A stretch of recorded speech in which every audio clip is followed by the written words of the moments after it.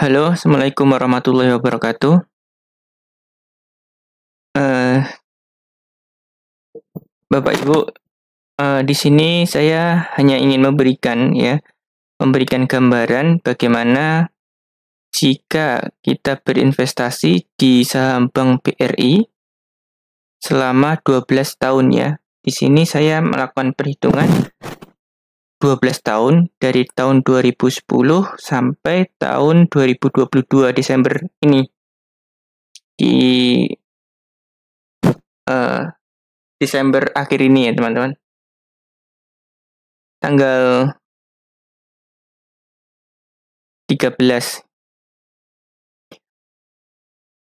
Di dalam video ini teman-teman, di sini saya memberikan gambaran bagaimana jika kita berinvestasi dengan menggunakan metode DCA atau dollar cost averaging.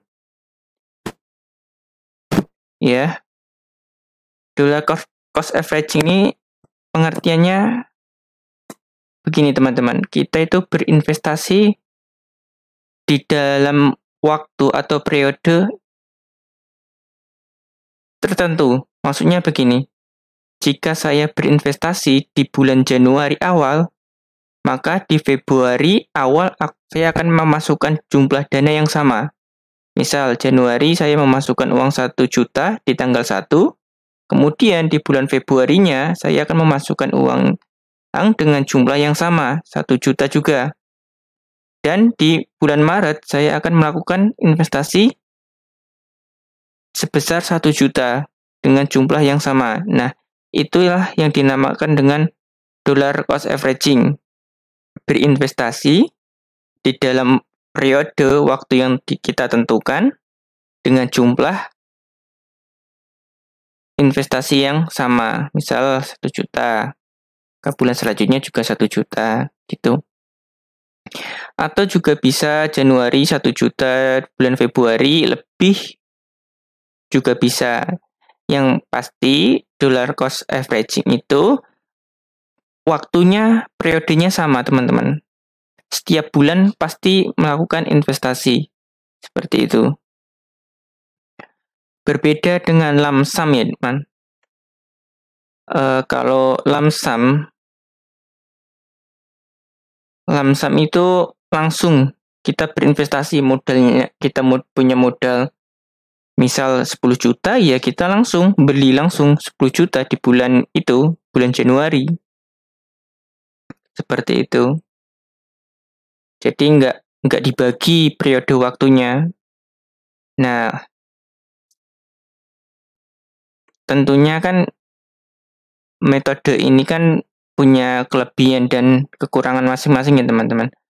Kalau misalnya untuk DCA ini kan cocok untuk karyawan, terus pekerja yang baru lulus seperti fresh graduate, dia bisa menabung atau menyisihkan untuk diinvestasikan setiap bulannya seperti itu. Nah, di penelitian kali ini,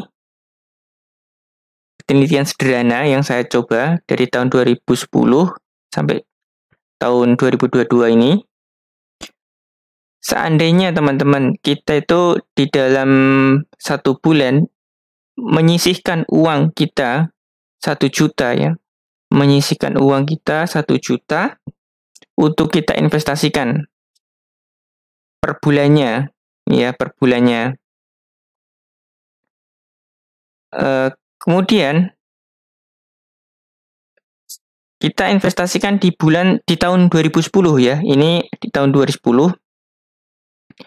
Di tahun 2010 mulai bulan Januari, kita mulai dari bulan Januari. Di bulan Januari kita berinvestasi, kalau dihitung Desember saya rekaman ini teman-teman ya, mulai rekaman ini di tanggal 13 kita itu sudah untung ya, sudah untung 529,13%.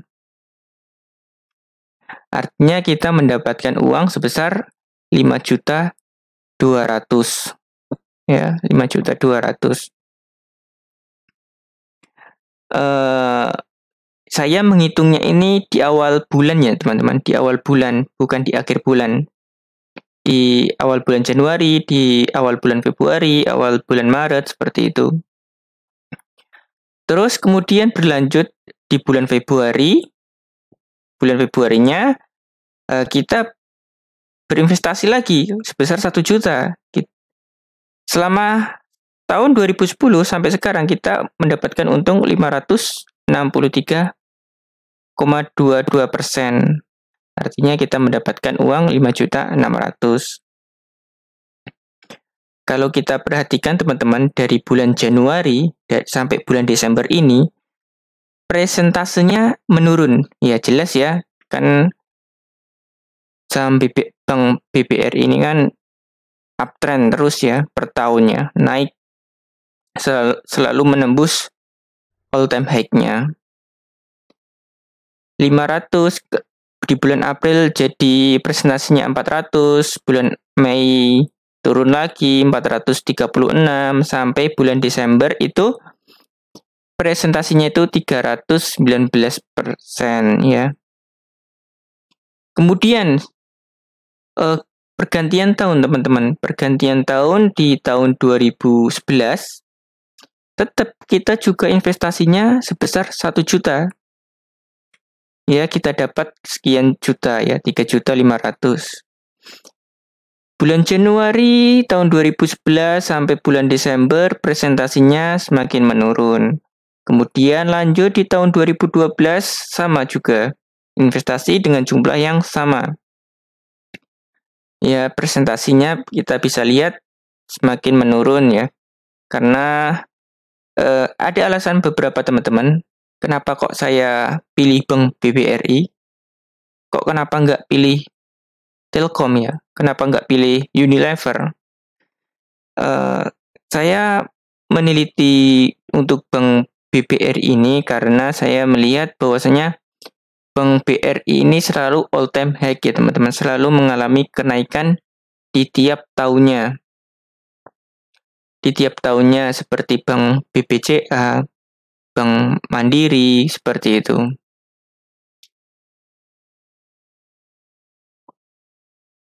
Oke, terus sedangkan untuk Unilever dan Telkom kan harganya kan sangat fluktuatif ya. Kalau turun kan turun dalam seperti Unilever sekarang. Telkom juga. Jadi di sini untuk para investasi yang baru masuk ke dunia pasar saham, kalau maksudnya belum memahami laporan keuangan, saya sarankan berinvestasi dulu di saham-saham 3 bank, Bank BRI, Mandiri, dan BCA. Seperti itu. Oke, di tahun 2014 ya, tahun 2014 di bulan Januari kita untung 2 juta. Sudah menurun ya. Tadi kan di awal 2010 kita untung 5 juta. Di tahun 2000 langsung aja masuk ke tahun 2018. Nanti kepanjangan videonya. Tahun 2018 kita untung 31%. Ya, sudah menurun dalam ya. Naik harga sahamnya udah tinggi. 31% kalau dihitung dari bulan Januari sampai tahun 2022 Desember ini. Untungnya jadi 300. Nah, 300 kita totalnya itu di tahun 2018 itu dapat 5 juta, teman-teman, dapat 5 juta. Kalau kita di tahun 2010 tadi kan dapat 52 juta, ya, dapat 52 juta. Oke, langsung aja ke tahun 2022, tahun ini ya, teman-teman. Di bulan Januari kita dapat 16% kalau investasi selama 1 tahun ini ya, Januari dihitung Desember ini dapat 16,59% setahun masih belum genap. 1 juta, kita investasi 1 juta, kita dapat 165.000. Dan Desember ini 0 ya teman persentasenya karena belum kehitung. Masih waktu berjalan seperti itu. Oke.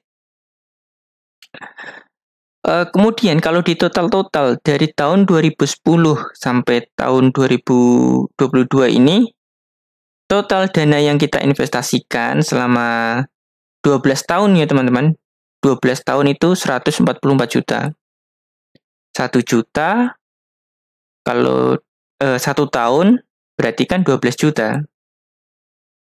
12 juta dikali 12 tahun 144 juta. Nah, total keuntungan ya teman-teman, total keuntungan investasi kita itu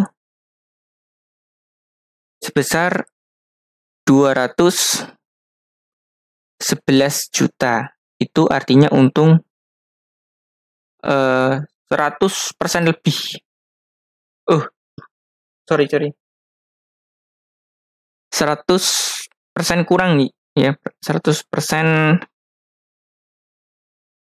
kurang. Kalau dihitung berapa itu? Kalau 90%,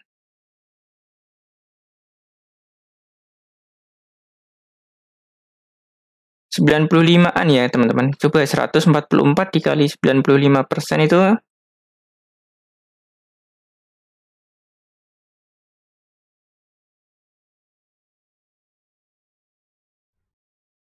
kali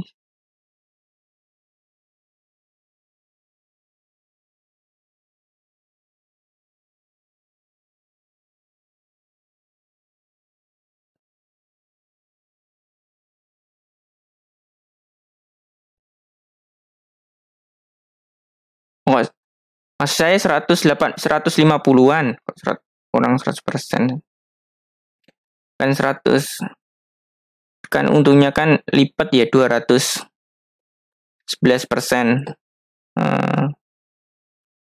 Kita mendapatkan keuntungan investasi sebesar 211 juta. Kalau kita total dari dana kita investasikan sama keuntungan investasi, kita memiliki uang 355 juta, teman-teman. 355 juta.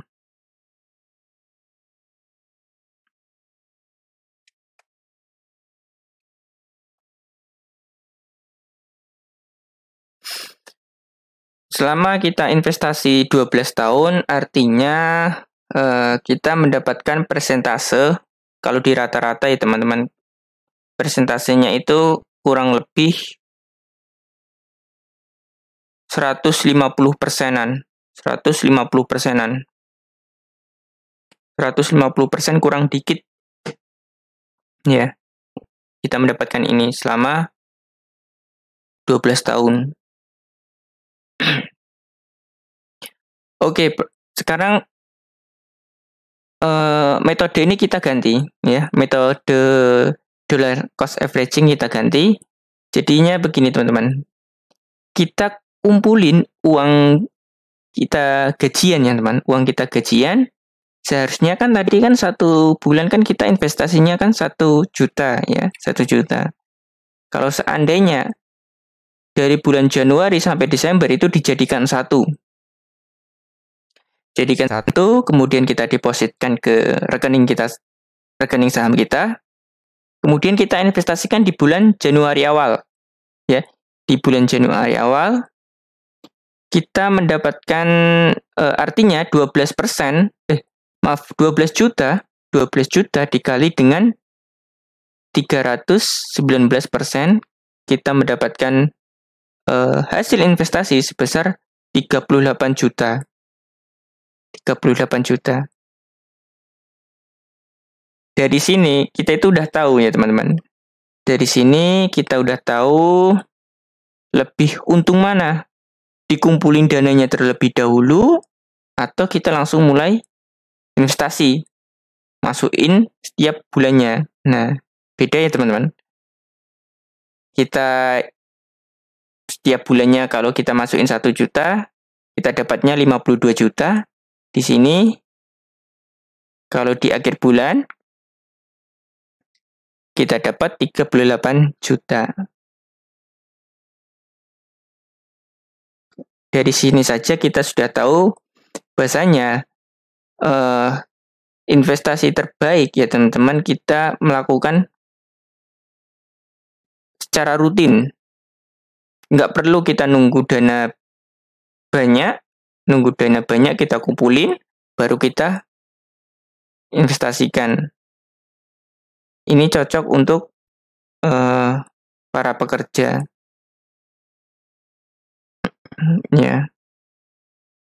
Ini totalnya dalam 12 tahun untungnya 178. 178 yang di atas 211. Ya, 211. Selisihnya berapa itu? Ya, kita hitung dulu. 211,3 kita kurangin 178,8. Selisihnya 32 juta. Selisihnya 32 juta. Total dana yang kita dapatkan itu 322.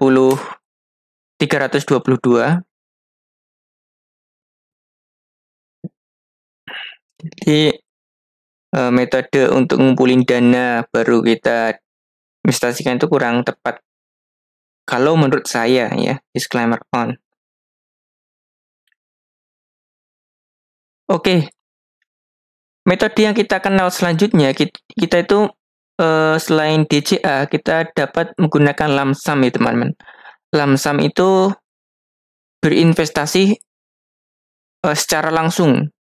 Misal, kita punya uang, udah tak jelasin tadi ya, 10 juta, langsung aja beli di awal bulan. Tidak perlu membagi.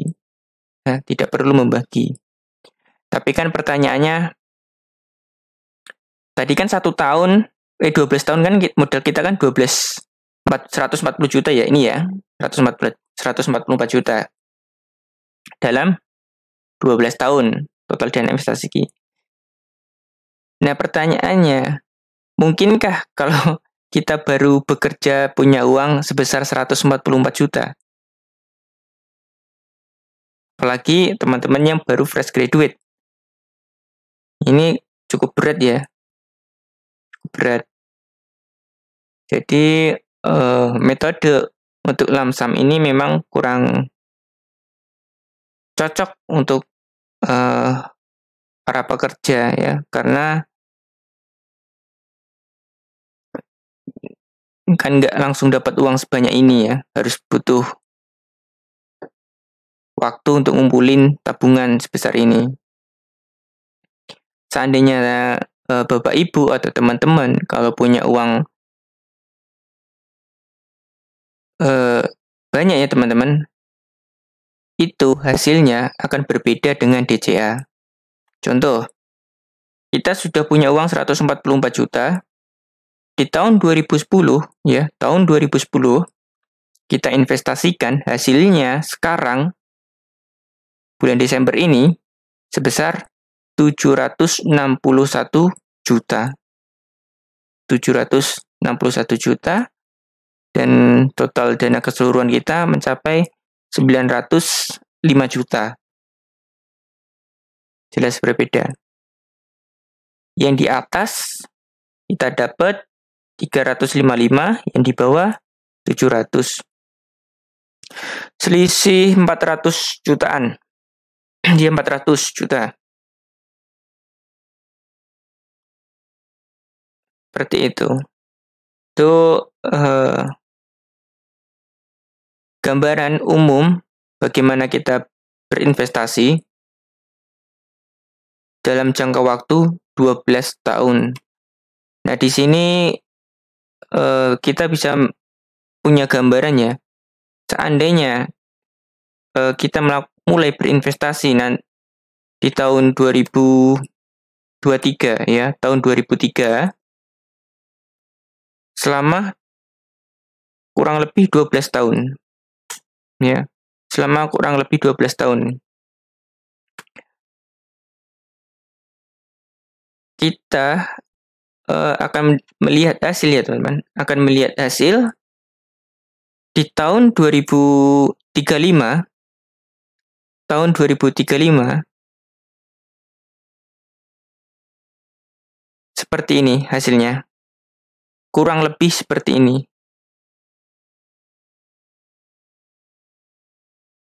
Uang kita akan berkembang dan tidak tergerus sama yang namanya inflasi. Seperti itu.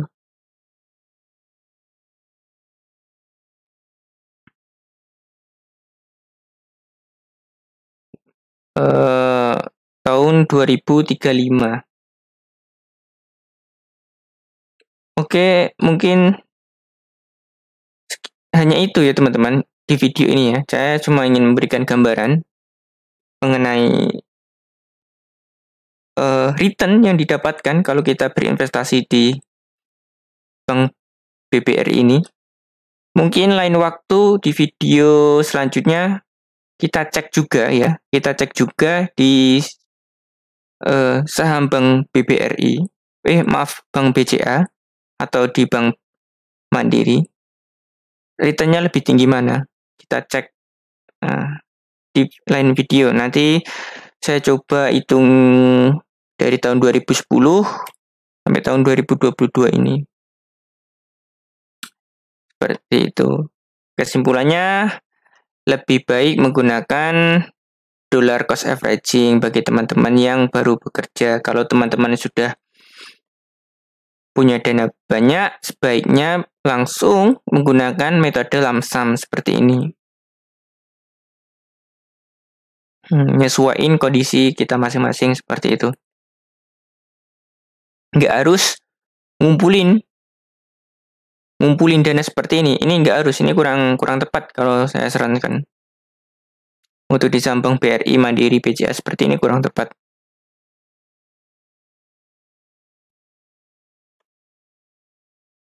Oke, sekian video kali ini ya. Niat saya cuma berbagi. Kalau ada salah, saya mohon maaf. Assalamualaikum warahmatullahi wabarakatuh.